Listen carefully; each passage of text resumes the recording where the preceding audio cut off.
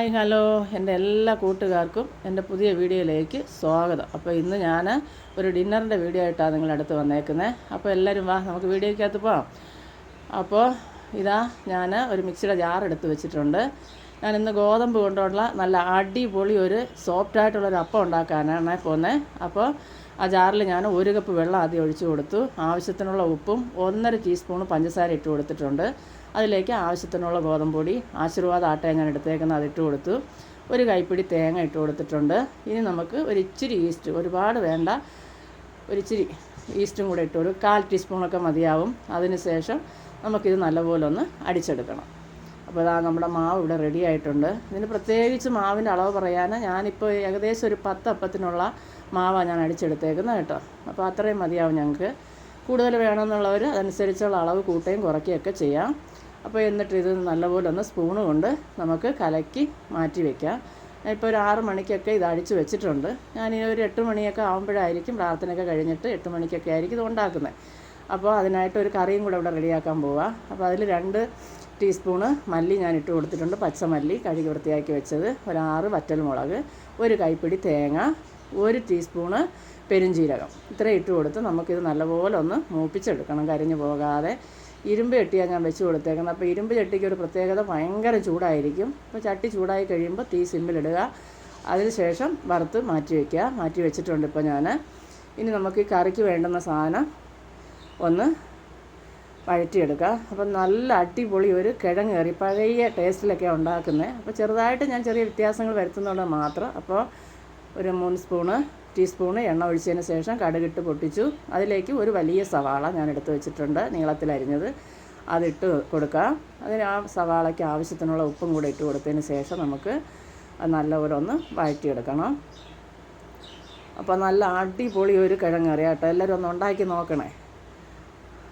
അതിലേക്ക് ഞാൻ ഒരു 5 അല്ലി വെളുത്തുള്ളിയും ഒരു ചെറിയ പീസ് ഇഞ്ചിയും കൂടെ ചതച്ച് വെച്ചിട്ടുണ്ട്. അത് ഇട്ട് കൊടുത്തതിന് ശേഷം അരയ്ക്കാനുള്ള അരപ്പ് ഞാൻ ജാറിലെടുത്ത് മാറ്റി വെച്ചിട്ടുണ്ട്.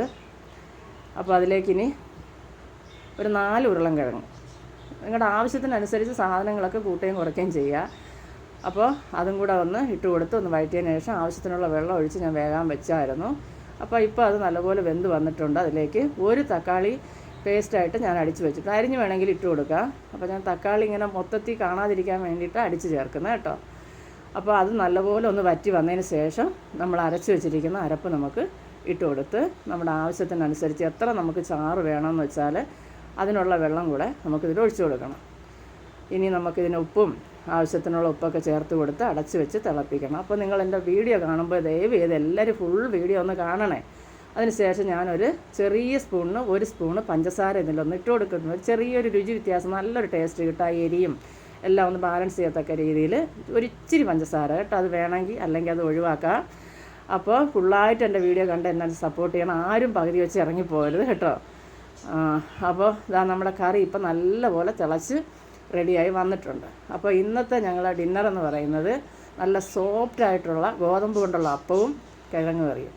അപ്പോൾ ഈ വീഡിയോ എല്ലാവർക്കും ഇഷ്ടപ്പെടുമെന്നാണ് എൻ്റെ പൂർണ്ണമായ വിശ്വാസം. അപ്പോൾ അതാ അടുത്ത് ഇനി ഞാൻ മാവ് എടുത്ത് വെച്ചിട്ട് കണ്ടല്ലോ, മാവ് ഇപ്പം നല്ല പരുവമായിട്ട് കിട്ടിയിട്ടുണ്ട്. ഒരു 2 മണിക്കൂർ ഞാൻ വെച്ചെന്ന് പറഞ്ഞാൽ നമുക്ക് നേരത്തെ ഉണ്ടാക്കാം.